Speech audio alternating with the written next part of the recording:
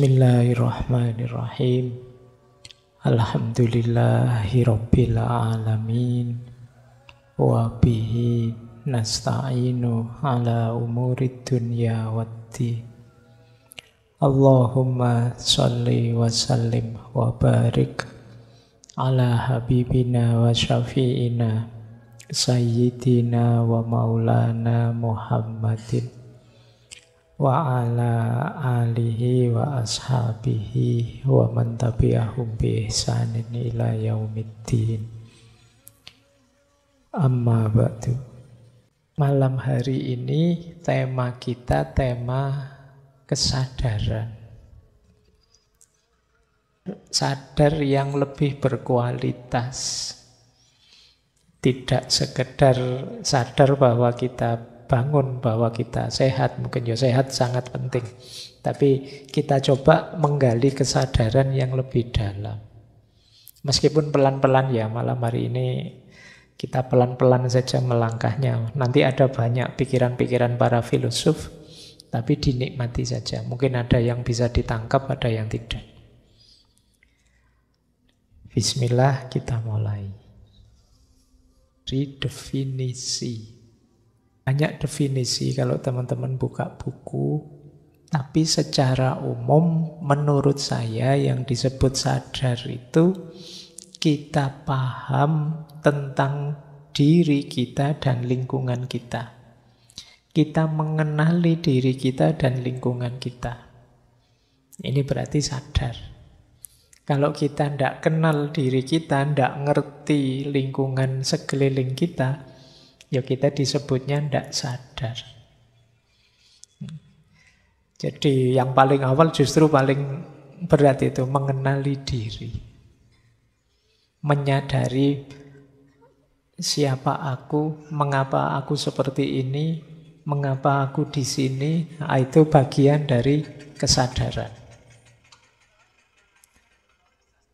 Oke, itu yang pertama ya. Yang kedua, sadar itu kadang didefinisikan sebagai waspada atau terjaga, bangun.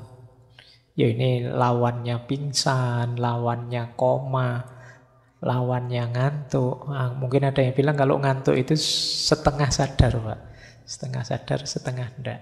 Ya, bisa saja begitu, tapi intinya sadar itu waspada dan terjaga.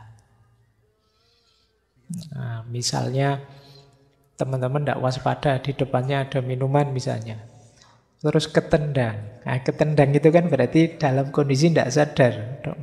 Terus gelasnya kesampluk misalnya. Nah, itu kan berarti tidak waspada, meskipun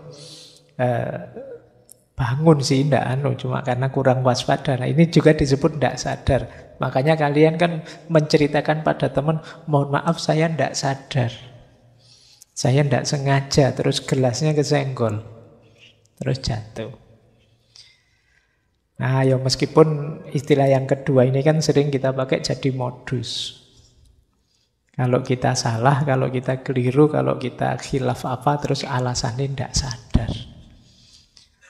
Mohon maaf ya Pak, saya niatnya puasa lu, tidak sadar kok tiba-tiba di dalam warung kayak gini ya, misalnya.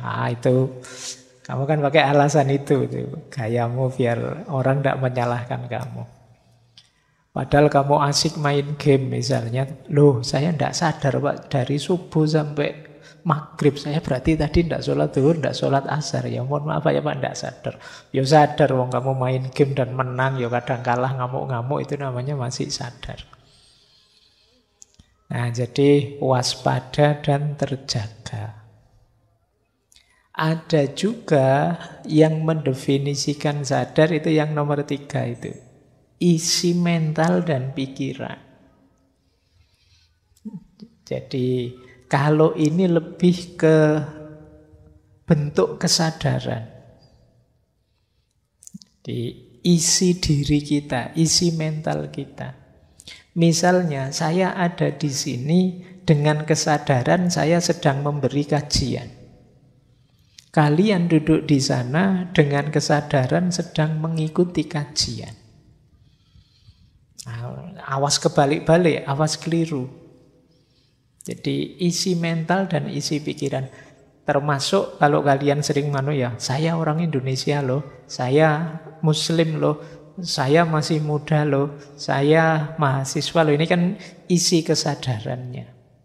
Jadi kalau orang menyatakan kesadaran itu ada kalanya isinya ini. Kalau dibahas yang ketiga ini, tema kesadaran itu bisa luas sekali. Mungkin 90% materi ngaji filsafat itu ya kesadaran. Ya, itu yang kadang-kadang kamu bangun, ya kamu sehat, ndak koma, ndak ngantuk. Kamu ya waspada, tapi orang memarahi kamu. Kamu kok ndak sadar sih? Mbok yo yang sadar kita itu orang Indonesia, mbok yo yang sadar kita itu Islam, mbok yo yang sadar. Nah, kamu itu mahasiswa. Nah, ini yang nomor 3 ini. Jadi sekarang kita tahu ya, kalau ada orang ngomong kesadaran, coba dicek dia ada di mana.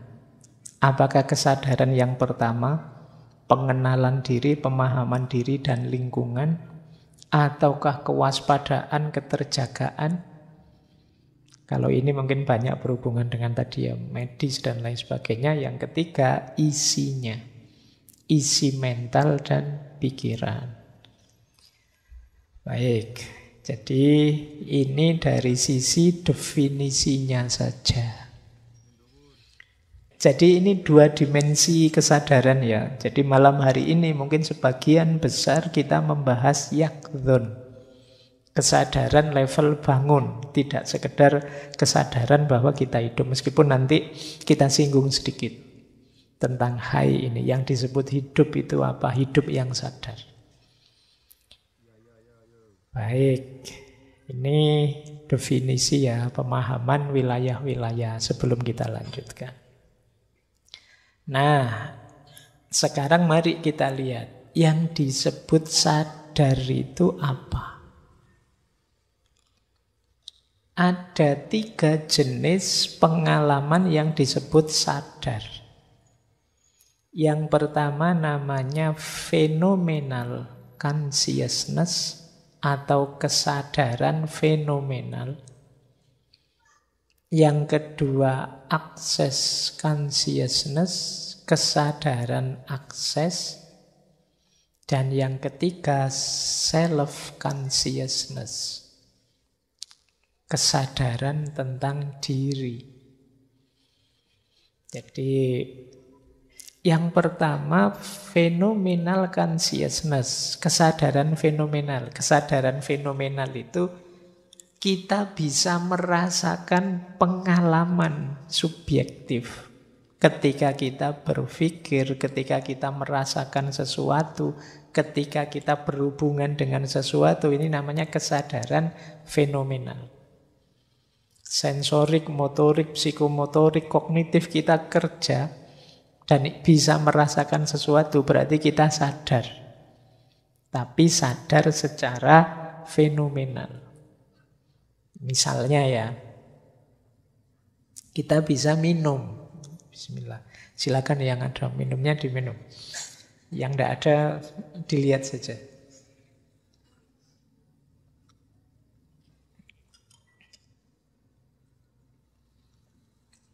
Nah, secara sensorik kita bisa merasakan, minumannya manis. Suka saya senang yang manis-manis. Selain minuman juga saya suka yang manis-manis. Nah, suka atau tidak suka itu emosi. Jadi manis itu sensorik. Suka atau tidak suka itu emosi. Kemudian pasti tadi diberi banyak gula. Itu kan kesimpulan pikiran. Kita bisa seperti itu berarti kita sadar. Tapi kalau ditanya, Pak, tadi minum rasanya gimana, Pak? Lupa ya, kayak gimana ya tadi rasanya? Kok enggak ingat saya? Berarti enggak sadar. Nah, ini namanya kesadaran fenomenal. Jangan-jangan ini kelihatan simpel, tapi mungkin sebagian besar pengalaman kita mengalir begitu saja tanpa kita sadari. Ayo kalian tadi berangkat ke sini misalnya, ketemu berapa motor misalnya. Nggak lupa Pak, nggak ngitung saya Pak. Padahal dihitung bisa, tapi kalian kan nggak ngitung. Biarkan lewat saja, itu namanya tidak disadari. Ya, ketika kalian kesini tadi sudah berapa orang di masjid, ya nggak ngitung Pak, pokoknya banyak gitu saja. Ini secara fenomenal kita tidak secara serius ingin menyadarinya. Meskipun ya sebenarnya masuk dalam sensasi kita, pikiran kita tidak membunyikannya. Jadi kalau ini kesadaran fenomenal, berhubungan banyak dengan rasa. Kalau kalian bertanya gimana sih rasanya, gimana sih sensasinya, nah ini phenomenal consciousness. Yang kedua, access consciousness, kesadaran akses. Kalau kesadaran akses itu kesadaran ketika kita tidak sekedar menyerap, tapi juga menganalisis, tapi juga merespon, tapi juga bereaksi tentang itu. Ini namanya kesadaran akses. Jadi pikiran, kata-kata, atau tindakan sebagai respon terhadap hasil serapan kita itu access consciousness. Berarti memang sadar. Tidak lewat jalan ini lagi, sering macet. Nah, itu berarti tadi disadari, terus kalian bisa mengaksesnya, bisa meresponnya. Baik dengan pikiran maupun dengan tindakan, bahkan mungkin dengan kata-kata. Ada orang yang fenomenalnya bagus, tapi aksesnya tidak. Jadi dia tidak berdaya merespon, tidak berdaya, tidak bisa memikirkannya, menganalisisnya. Ini jenis kedua. Ada lagi yang ketiga, kalau ini balik lagi ke dalam membaca diri kita. Kesadaran diri itu, aku itu loh kok suka minuman yang manis ya. Padahal kata dokter tidak sehat. Terus kita berpikir tentang diri kita, itu namanya self-consciousness. Jadi yang disebut sadar itu bisa phenomenal consciousness, bisa access consciousness, bisa self-consciousness. Ini jenis pengalamannya. Saya lanjutkan, kalau informasi. Nah, inilah cirinya kita benar-benar sadar. Jadi kalau teman-teman ingin menguji saya ini sadar beneran atau tidak, coba lihat 7 aspek ini. Ini konsep ini disebut 7 aspek kesadaran. Dari yang paling fisik sampai yang lebih dalam. Nah, sekarang kita lihat, kita termasuk orang yang sadar apa tidak. Yang pertama, orang sadar itu cirinya mampu menyadari dan menyerap informasi sensorik. Jadi ciri pertama persepsi. Mata bisa melihat, kemudian telinga bisa mendengar, kemudian hidung bisa, hidung itu apa? Mencium ya. Kamu kalau ciuman pakai hidung? Ya, membau. Ya. Terus kalau merasa pakai apa? Merasa itu lidah apa hati? Iya. Kamu pelajaran panca indera masih belum lulus. Yuk belajar dalam-dalam. Oke ya, yang pertama persepsi. Persepsi normal berarti lumayan, kamu sadar. Tapi hanya satu unsur, masih ada unsur yang lain. Orang sadar yang kedua, cirinya apa? Attention. Attention itu bisa memfokuskan kesadaran pada hal tertentu dan menyisihkan yang lain. Ini namanya orang sadar. Saya sekarang tak ngaji, main HP-nya nanti saja ketika kamu sadar. Saya sekarang tak makan dulu, nanti saja main gamenya. Nah, ini namanya bisa melakukan attention. Berarti kamu benar-benar sadar. Ada loh orang itu yang sulit untuk fokus. Tidak bisa melakukan sesuatu secara penuh perhatian. Nah, orang yang kesadaran penuh itu bisa attention, bisa memfokuskan target kesadaran pada objek tertentu. Nah, yang kedua, intention. Intention itu bisa punya target, punya intensi, bisa punya maksud. Kalau situasi kayak gini enaknya harusnya kita ngapain ya? Jadi ada maksud yang bisa kita lihat, berarti memang sadar. Kalau kita tidak sadar, kita tidak mungkin punya keinginan ini, keinginan itu. Jadi tidak apa-apa kalau kamu punya teman cerewet. Aku pengen ini, aku pengen itu. Ya, alhamdulillah, meskipun tidak keturutan, yang penting temanku masih sadar. Jadi dia tidak pingsan, tidak tidur, ya dia masih sadar, alhamdulillah. Nah, ini intention namanya. Mampu punya keinginan. Kemudian yang keempat, self-awareness. Mampu mengenali dirinya. Kalau temanmu sering bilang begini, itu kan kamu, kalau aku begini, berarti dia punya self-awareness. Dia tidak tenggelam dalam kerumunan, dia tidak takut mengekspresikan dirinya, tapi dia bisa mengenali, ini loh aku. Terus punya self-awareness, mengenali diri sebagai individu yang unik, sebagai diriku sendiri. Itu yang keempat. Yang kelima, orang sadar itu emosinya hidup. Emotional experience. Kita bisa gembira, bisa sedih, bisa marah, bisa cemas, bisa senang. Berarti sadar. Jadi bisa merasakan dan mengekspresikan rasa. Berarti sadar. Gimana ngaji malam hari ini? Tidak tahu ya Pak. Ayo, berarti kamu tadi ngajinya tidak sadar. Kalau tidak cocok, tidak enak Pak ngajinya tadi. Enak Pak ngajinya tadi. Itu kan emosimu hidup, main. Berarti kamu menjalankannya dengan sadar. Jadi kalau kita sadar itu emosi kita pasti bekerja. Meskipun tidak dinyatakan, meskipun tidak dibunyikan. Begitu ditanya kamu bisa jawab. Misalnya, gimana kuliah hari ini? Wah, enggak kayak minggu lalu Pak, saya agak capek. Kayak itu kan emosimu main.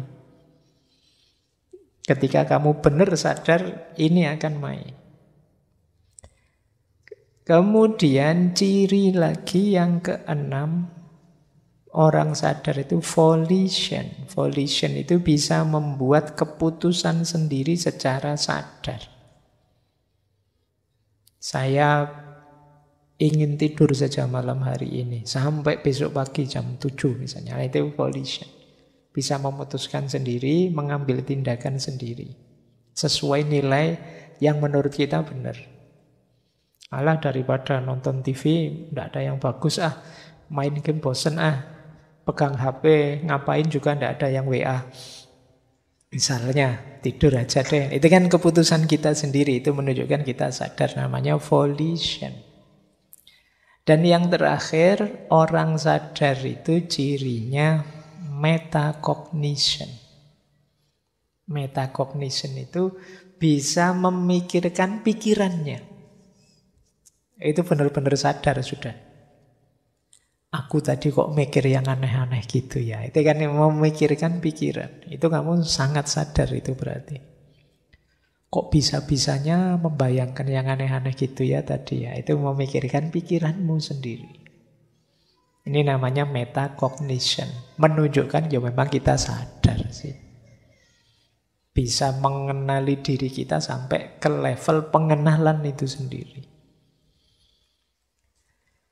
Jadi ayo dicek ya, teman-teman punya ciri 7 itu apa enggak? Kalau punya, alhamdulillah sadar. Kalau Pak banyak yang hilang Pak, saatnya disadarkan. Orang yang tidak punya 7 itu berarti tidak sadar. Orang yang tidak sadar tidak menikmati hidupnya.